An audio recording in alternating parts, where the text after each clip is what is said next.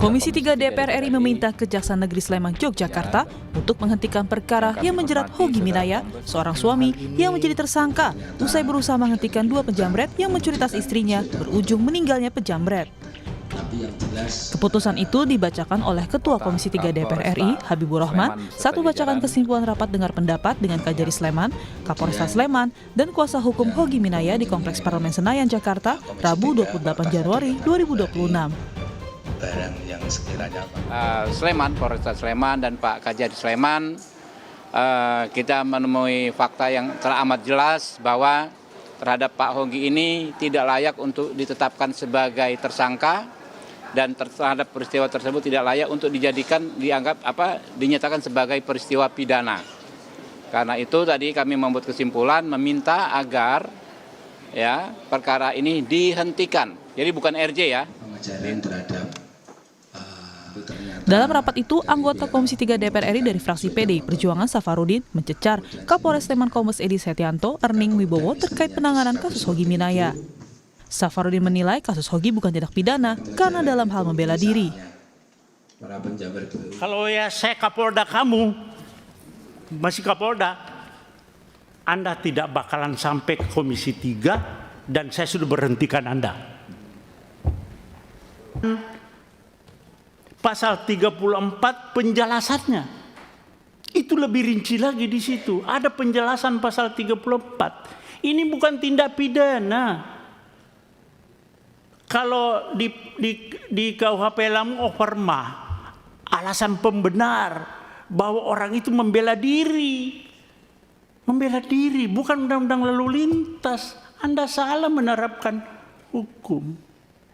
Jaksa lagi P21 juga. Anda koordinasi yang nggak benar itu. Polres dengan kejaksaan. Anda koordinasi tapi salah. Pandangan serupa juga disampaikan anggota Komisi 3 DPR RI, Rikwanto, yang menilai perkara tersebut murni berawal dari tindak penjamretan bukan pelanggaran lalu lintas. Oleh karena itu, Rikwanto mendesak kasus ini segera dihentikan. Pak Ketua, bagi saya tidak ada kasus lalu lintas itu. Ya, yang ada kasus penjamretan, terungkap, terbukti, tersangka meninggal dunia, kasus tutup. Saya minta kasus ini dihentikan. Tidak ada debat-debat kusir lagi di sini. Ya, terima kasih Pak Ketua.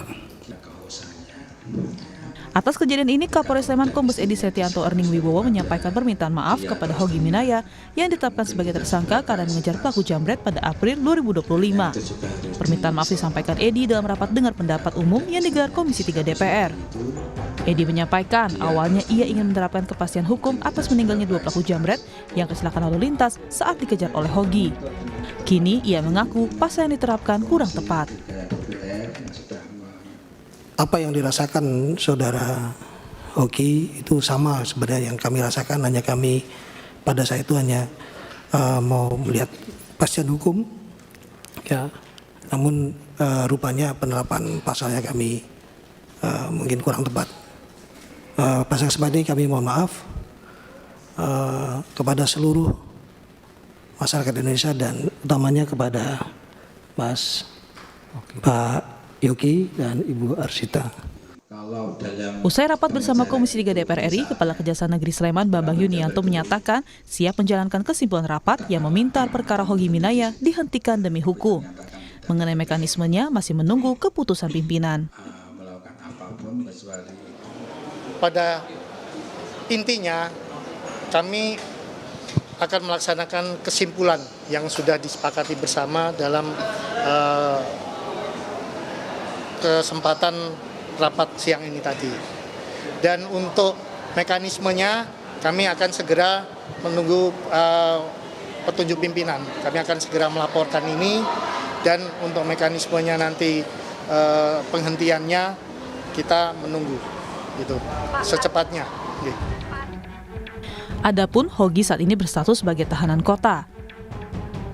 Sebelumnya, mediasi digelar Kejaksaan Negeri Sleman, Yogyakarta dengan menghadirkan keluarga korban dan keluarga pelaku jambret secara daring. Dalam mediasi ini, kedua pihak sepakat menyelesaikan masalah dengan restoratif justice. Tim Liputan, Kompas TV. Makanya ini tadi Saudara, Polres Sleman menetapkan Hogi Minaya, seorang suami, setelah berusaha menghentikan 2 penjamret yang mencuri tas istrinya di Sleman, Yogyakarta. Dan kasus ini pun jadi perhatian serius DPR RI. Lantas apa yang mesti diperhatikan agar kasus yang dialami Hogi Minaya ini tidak terulang kembali? Kami akan bahas bersama dengan sejumlah narasumber melalui sambungan daring. Sudah bergabung bersama kami ada anggota Komisi 3 DPR RI dari fraksi Partai Kebangkitan Bangsa, Hasbiallah Ilyas, dan juga Komisioner Kompolnas Bung Hoirul Anam. Selamat pagi, Assalamualaikum Bapak-Bapak.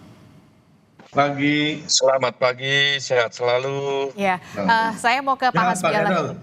Saya mau ke Pak Hasbiallah dulu dari Komisi 3 DPR RI. Kemarin sudah melakukan mendengarkan keterangan dari Kajari, kemudian ada Kapolresta, termasuk juga Hogi Minaya. Apa yang menjadi dasar kemudian Komisi 3 DPR RI menyatakan kasus ini bukan tindak pidana dan tidak perlu ada restoratif justice atau semestinya dihentikan? Begini Mbak, memang semenjak KUHP yang baru kita tetapkan, ini memang kita lebih mengedepankan humanisme dan lebih mengedepankan kemanusiaan. Memang yang diterapkan oleh Kapolres Sulaiman ini salah. Tadi yang apa disampaikan oleh Pak Rikwanto, oleh sahabat saya, kolega saya di Komisi 3 itu jelas. Ini tidak perlu restoratif justice kalau memang karena penerapan pasalnya ini memang sudah salah dari awal. Anda bayangkan coba orang membela diri tapi yang dipakai pasal lalu lintas. Iya, ini undang-undang lalu lintas. Pasal lalu lintas ya. Seharusnya dia dengan pasal yang tadi kita sebut kita ketahui bersama cukup dengan pasal 34. Insya Allah ini terselesaikan. Ini karena tidak terselesaikannya berlarut-larutnya kasus ini karena tidak profesionalisme penyidik yang Kapolres Sleman. Termasuk juga koordinasi yang kemudian dikatakan oleh salah satu rekan Anda di Komisi 3 DPR RI dari Partai Demokrasi Indonesia Perjuangan, ada Pak Safarudin yang mengatakan bahwa memang sebenarnya memang tidak ada tindak pidana di sana dan tidak ada koordinasi yang baik antara kepolisian dan juga kejaksaan. Bahkan kejaksaan ini sudah menyatakan kasus ini bahkan P21. Nah, ini bagaimana kelanjutannya? Ya memang mungkin yang saya memang bukan hanya satu kasus saja yang seperti ini ya. Yang Komisi 3 pengaduan yang datang ke Komisi 3 ini sangat banyak. Kayak kemarin misalnya seorang guru, nah ini intinya adalah profesionalisme polisi, antara kejaksaan dan kepolisian ini memang harus lebih di daerah-daerah ya terutama ya. Di daerah-daerah tingkat Polres, tingkatan Polres ini lebih dioptimalkan lagi dan lebih bersinergi. Kalau kita melihat seharusnya jelas sudah P21 sudah ini cuma ini seharusnya sudah perkara yang memang sudah jelas sebenarnya Mbak. Perkara yang sudah jelas, sudah gamblang, cuma dipersulit itu aja. Bahkan seakan-akan ini mengada-ngada gitu.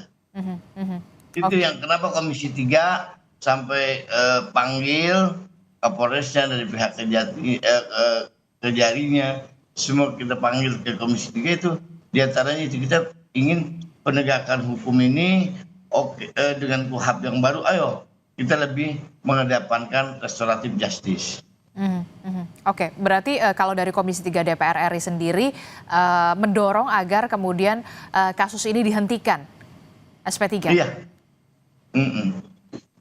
Oke, saya ke Bung Hoirul Anam. Bung Anam, ini kalau kita lihat ya, tadi disebutkan oleh Pak Hasbiallah, profesionalisme dari kepolisian. Nah, ini yang kemudian menjadi kunci. Karena pengenaan pasal terhadap Hogi Minaya ini salah dalam tanda kutip begitu ya kalau menurut dari Pak Hasbiallah. Anda melihat dari Kompolnas sendiri seperti apa? Apakah nanti akan ada pemanggilan terhadap Kapolresta ataupun penyidik yang kemudian menangani kasus ini? Kasus ini dari 2025. Kalau tidak viral mungkin tidak akan menjadi perhatian khusus dan mendapatkan perhatian khusus sampai ada bentuk kesalahan sampai P21. Iya, pertama-tama ini bukan hanya soal terkait kesalahan pasal, tapi ini memang problem perspektif yang harus kami ingatkan ke rekan-rekan kepolisian.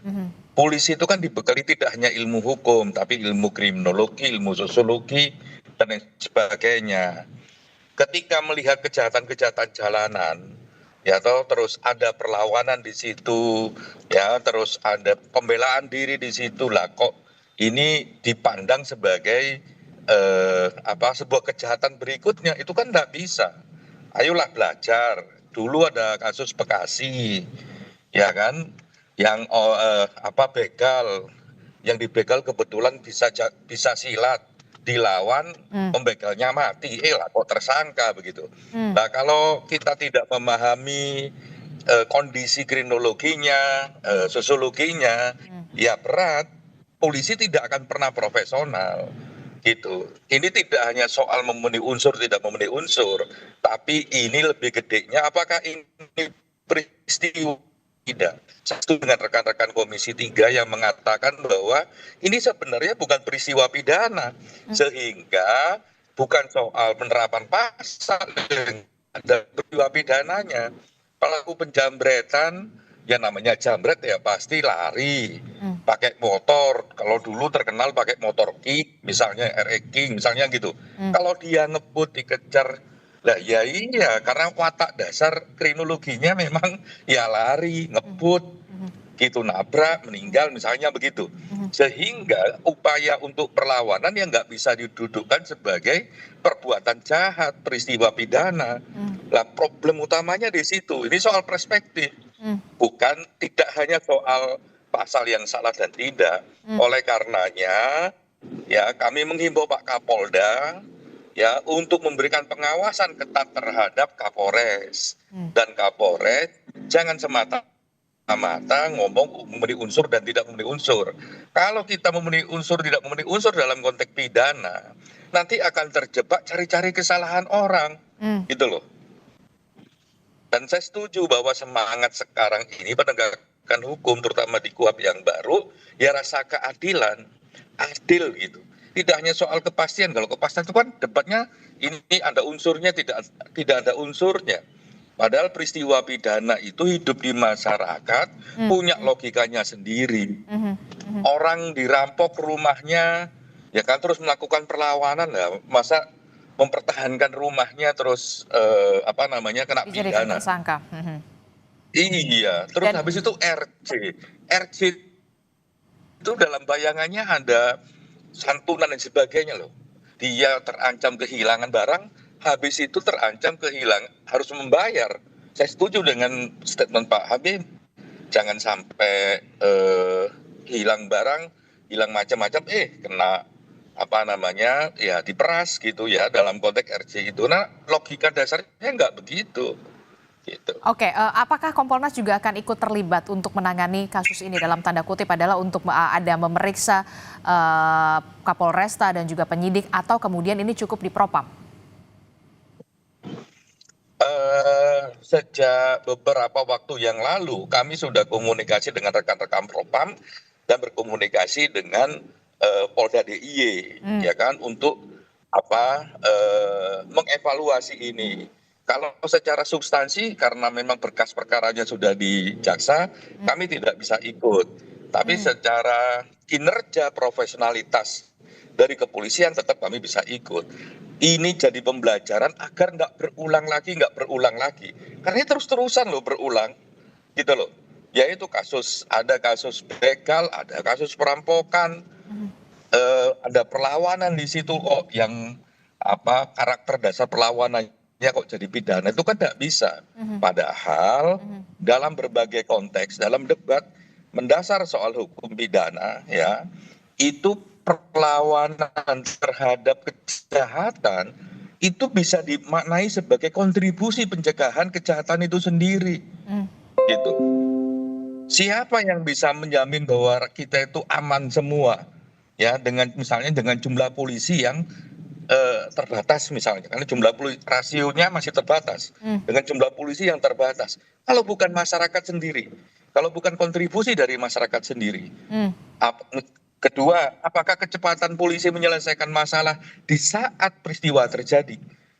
Kan belum tentu. Yang memilih kecepatan menyelesaikan masalah, ya korban sendiri dalam peristiwa itu, atau masyarakat yang melihatnya dalam peristiwa itu. Oke. Akhirnya ini harus dilihat sebagai kontribusi, bukan sebagai kejahatan. Oke, karena memang kalau dari karakter kayak gini itu berbeda dengan penghakiman massa lain. Gitu. Ini karakternya berbeda. Peristiwa Hoki berbeda dengan penghakiman massa. Kalau penghakiman massa ya nggak boleh. Ya kan, pelaku kejahatan ditangkap terus dipukulin gitu ya nggak boleh. Gitu. Tapi penghentian kejahatannya itu kontribusi masyarakat terhadap penegakan hukum. Oke, ada pembeda di sana antara penghakiman massa begitu ya, dan juga pembelaan diri. Karena kan kalau penjambretan, pembegalan itu kan kalau saya masyarakat umum begitu awam menilainya ini pencurian dengan kekerasan, curas begitu ya. Dan ini adalah masuk ke upaya pembelaan diri. Nah, dengan kacamata saya, dari kacamata saya begitu ya, orang awam begitu kan, ini ada pengajuan RJ kemarin sudah difasilitasi oleh Kajari, termasuk kemudian kemarin Komisi 3 DPR mengatakan ini dihentikan kasusnya di SP3, tapi kemudian ini sudah P21. Nah, langkah yang harus dilakukan oleh kepolisian saat ini berarti seperti apa kalau memang sudah P21 ini? Sebenarnya kalau dalam konteks manajemen penyelesaian kasus di penegakan hukum, ketika P21 ya polisi sudah tidak punya otoritas. Ya, tapi yang paling penting belajar dari kasus ini ya kedepannya tidak boleh berulang kembali. Sekali lagi, kalau tidak ada peristiwa pidana ya jangan dicari dengan cara yang lain. Ini peristiwanya pidana murni, penjambretan terus digeser menjadi laka lantas. Itu kan kayak nyari-nyari persoalan gitu loh. Dan ini tidak baik gitu. Ya namanya jambret di mana-mana berhubungan dengan lalu lintas, dengan jalan raya, begal juga begitu. Nah itu yang menurut saya teman-teman polisi ini harus arif kembali ya, menggunakan ilmunya, tidak semata-mata ilmu hukum, lihatlah kriminologinya dan sebagainya. Sejak awal kami menanyakan ke rekan-rekan kepolisian, ini kok RJ? Kan ini kan peristiwa pokoknya penjambretan. Dan jambret itu ya di jalanan gitu. Oke, saya ke Pak Hasbiala. Pak Hasbiala, ketika kemarin sudah ada pertemuan dengan Kajari Sleman, kemudian ada Kapolresta Sleman, termasuk juga Hogi Minaya, upaya dari DPR selanjutnya untuk mengawasi kasus ini dan targetnya untuk penghentian kasus ini ditargetkan kapan? Selesai di bulan Januari ini atau seperti apa? Ya ditargetkan ya secepatnya, karena kan kemarin sudah jelas dalam kesimpulan bahwa proses penjambretan ini selesai dan atau RJ lah. Ini karena jelas bukan kesalahan ya. Ini kesalahan dari oknum polisi yang tidak salah menerapkan pasal, dan berikutnya juga jelas-jelas sudah dan dari pihak kejaksaan juga sudah P21 dan sudah tidak ada masalah dan tidak menolak. Tidak perlu RJ juga tidak ada masalah sebenarnya, dan kasus ini harus dihentikan dan pasti tidak akan diterima oleh kejaksaan. Oke. Dan dalam waktu ya jangan sampai berlarut ya. Minggu ini saya yakin sudah selesai. Minggu ini selesai. Minggu ini selesai, ditargetkan minggu ini akan selesai begitu ya untuk kasus ini. Terakhir saya ingin ke Kompolnas, apa yang kemudian perlu diperhatikan menjadi bahan evaluasi juga di internal Polri terkait dengan kasus ini? Jangan sampai kemudian kasus-kasus semacam ini, hogi-hogi semacam ini masih ada kembali begitu di kedepannya. Iya, seperti berulang kali kami bilang bahwa kepolisian itu memastikan rasa aman, tidak sekedar juga penegakan hukum. Oleh karenanya ketika penegakan hukum jangan hanya melihat memenuhi unsur tidak memenuhi unsur, tapi lihatlah konteks kejahatannya. Kalau nggak ada peristiwa pidana, ya jangan dicari-cari peristiwa pidananya. Ini kan kesannya memang mencari-cari peristiwa pidananya. Oleh karenanya Itu satu. Yang kedua, hormati kontribusi masyarakat. Ya kan, bedakan antara penghakiman massa, ya main hakim sendiri, dengan pembelaan, dengan pencegahan kejahatan, sehingga kita arif, ya. Polisi hadir untuk manfaat keamanan bagi masyarakat, polisi hadir untuk memberikan keadilan bagi korban. Itu bukan pelaku kejahatan. Ini kan begini nih diskusinya sekarang. Nah, dan juga tidak ada orang yang ketakutan kembali untuk memastikan harta bendanya, kehormatannya ketika mengalami kejahatan dan ketika dia melakukan pembelaan. Karena itu penting sekali. Kalau masyarakat takut melakukan pembelaan, mempertahankan harkat martabatnya dalam konteks pidana, wah, kejahatan akan merajalela. Padahal kita punya rasio polisi masih kurang, ya toh, alat-alat juga masih belum maksimal, gitu loh. Hormati kontribusi masyarakat. Kalau perlu orang-orang yang berkontribusi melakukan pencegahan kejahatan itu, ya dikasih apresiasi, gitu loh. Okay. Nah, kalau misalnya yang melakukan kejahatan itu residivis, terus dilawan, kan bagus itu. Atau DPO, kan ini juga bagus kontribusinya. Asalkan memang bukan penghakiman massa ya. Itu harusnya dikasih reward, bukan malah jadi tersangka. Oke, terakhir saya akan tanyakan ke Pak Hasbiala. Pak Hasbiala, untuk Komisi 3 DPR RI, pengawasan yang seperti apa nanti akan dilakukan secara terus-menerus kepada kepolisian begitu, jangan sampai kemudian kasus Hoki ini kembali terulang. Ya, memang bukan hanya kasus Hoki, ada beberapa sebelumnya kasus, dan terus kita akan awasi. Ini sudah kewajiban kita di dalam di Komisi 3 sebagai mitra kepolisian. Dan insya Allah dengan KUHAP, jika KUHAP ini diterapkan benar-benar maksimal dan keprofesionalan polisi dan juga penanganan yang humanis, insya Allah tidak akan terjadi. Saya berharap andai kata terjadi juga sangat sedikit kejadian-kejadian seperti ini di masa depan. Yang penting sosialisasinya masyarakat lebih cepat dan lebih